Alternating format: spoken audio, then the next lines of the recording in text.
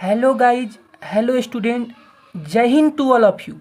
मैं आज के लिए आपके डिमांड पर ये pair of linear equation in two variable, दो चर वाले रैखिक समीकरण जुग्म का पूरा कॉन्सेप्ट लेके आया हूँ। देखिएगा, इस वीडियो को देखने के बाद आप क्वेश्चन को बेहतर तरह से बना सकते हैं। तो स्टार्ट करते हैं। यहाँ पे देखिए, A X plus B Y plus C बराबर zero, D X plus E Y plus A बराबर जीरो, ये इस चैप्टर का जनरल फॉर्म है। जनरल फॉर्म मतलब व्यापक रूप। इसको ऐसे भी बोल सकते हैं, A one X plus B one Y plus C one बराबर zero, A two X plus B two Y plus C two बराबर जीरो। तो ये कहिए चाहे ये कहिए, बात क्या है, बराबर है। अगर एक्स का कोफिशिएंट और वाई का कोफिशिएंट दोनों का रेशियो अगर बराबर नहीं हो, ऐसा कंडीशन हो सकता है।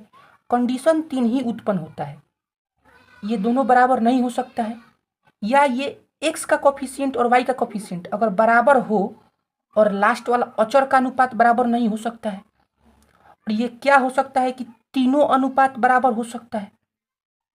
तो जैसा कंडीशन वैसा नाम, वैसा हॉल और वैसा आपका आलेख। तो चलिए खाली नज़र डालते हैं। अगर एक्स का कोफिशिएंट और वाई का कोफिशिएंट बराबर नहीं हो तो उसको बोलते हैं अविरोधी, संगत,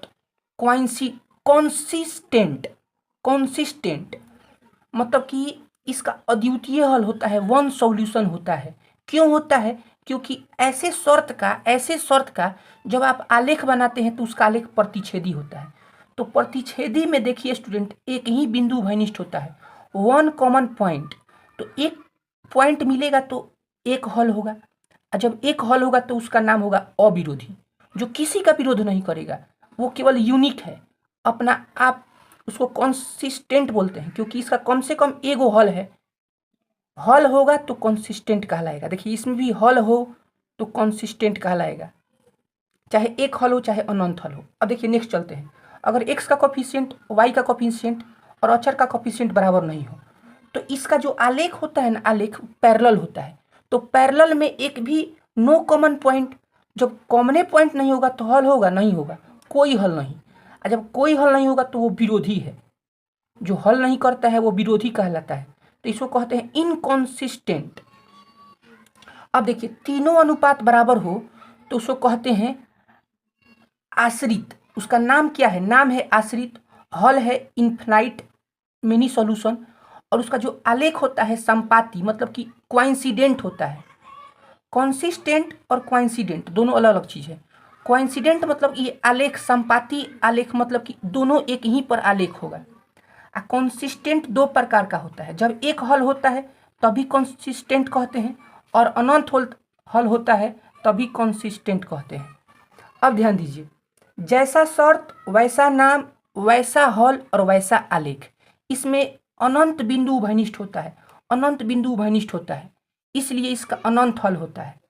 एक बिंदु भनिष्ठ होगा तो एक हल, कोई बिंदु भनिष्ठ नहीं तो कोई हल नहीं, और अनंत बिंदु मिलेगा तो अनंत हल। देखिए, एक खाली क्वेश्चन पे थोड़ा सा ऐसे इसके एग्जाम्पल से समझते हैं, उसके बाद वीडियो समाप्त कर देंगे।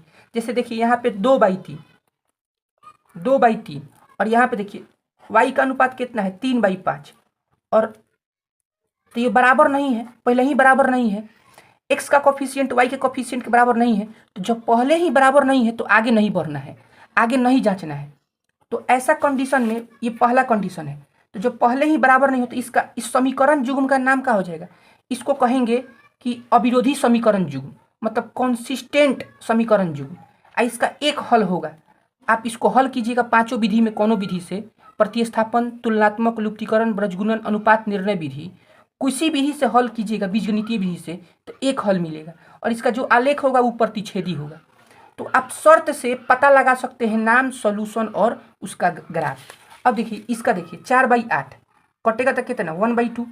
5/10 1/2, तो बराबर है तो आगे चेक कीजिए, 6/-12, तो ये आ गया -1/2।